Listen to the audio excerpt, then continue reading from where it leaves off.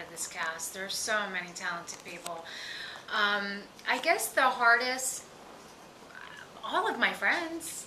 Oh, Cheryl Burke is one of my best friends. I found out before I could tell her, and I didn't want to tell her until it was time. I didn't want to get in trouble, and she was really pissed.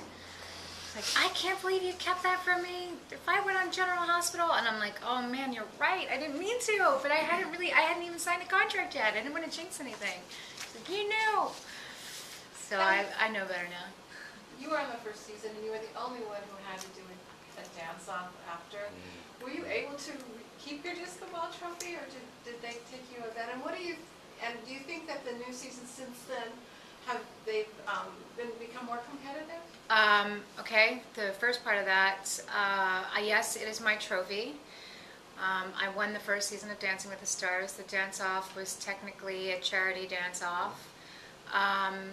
But I think it works to my advantage now, competing in the competition. I know what it's like to win. I know what it feels like to lose.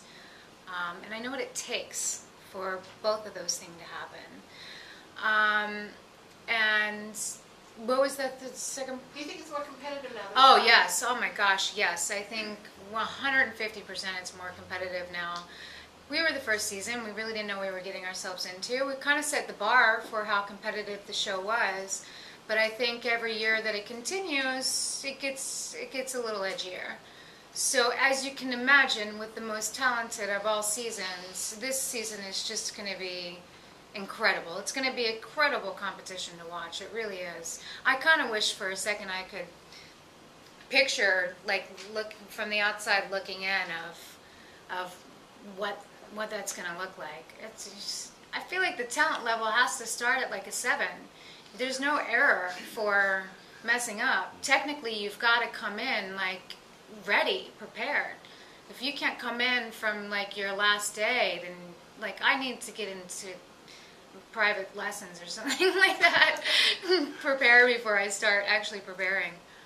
When you when you decided on becoming an actress, obviously this wasn't in the cards, but how do you think that this thing has broadened your horizons? The fact that you have accepted other things in your life that aren't myopic to Are you acting. saying specifically Dancing with the Stars? Well, I mean, and the hype and the media and the exposure that comes around it. I mean, you know, you've got a full-rounded life. You know, it's not just Dancing with the Stars. It's not just General Hospital. You know. Yeah, I don't know. I've never limited myself to I'm only an actress or I only do this. I kind of take life as it comes, and I'm up for new experiences. I think, especially with having a steady job for the past 13 years, it's allowed me to reach out and take chances. And I think once a year, I've done this in my career, there's something kind of epic and big that comes along.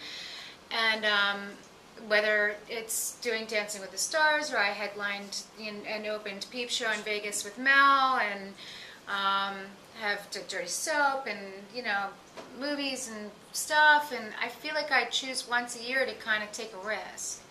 And I think, you know, Dancing with the Stars is going to be a big risk, but I don't think I limit as an actress or anything. But I think Dancing with the Stars, a program like this, allows you to test yourself without feeling like a complete idiot. You know, when I first did it, it was a new concept, and for an actor to do a reality show, it wasn't really accepted. It wasn't cool until people saw the first episode and was, oh, that's what you're doing. More of a variety show. It's not a reality, you know, it's not your typical reality show.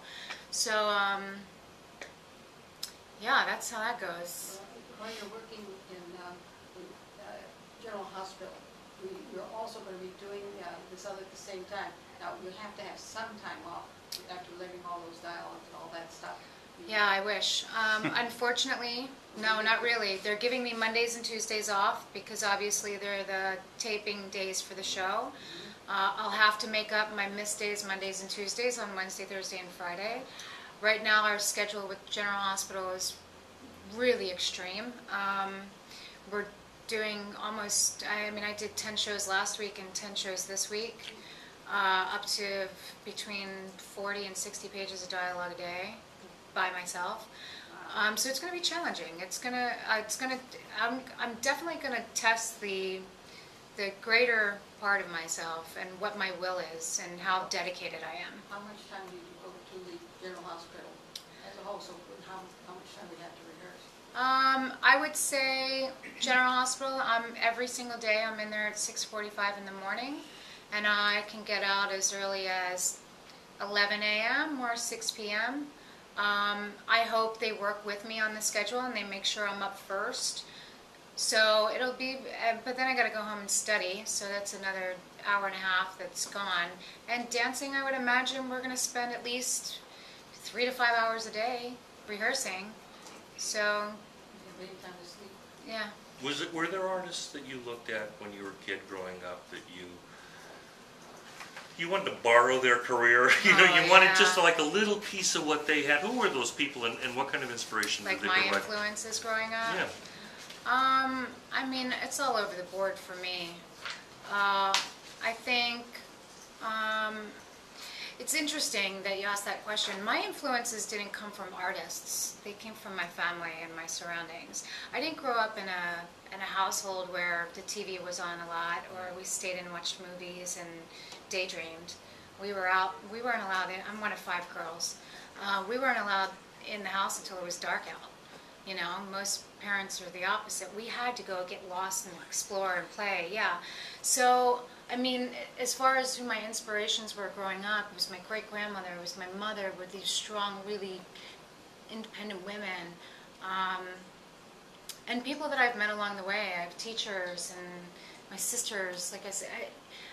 I didn't have, I can't go back and be like, yeah, that person really inspired, as an actor, as a child. That person inspired me. Where were you in the pecking order? Middle. Oh, wait, what are you talking about? The kids? Yeah. Yeah, I'm the middle child. That's the Yeah. worst place to be. I know. Responsible for the older kids, or younger kids, and the olders skate away. And Yeah, I was a terror. I was in trouble all the time. I think as a middle child, especially when you're mixed with all girls, you make noise to get noticed, and I made a lot of noise, my poor mother. Thanks a lot, guys. That's all we have time.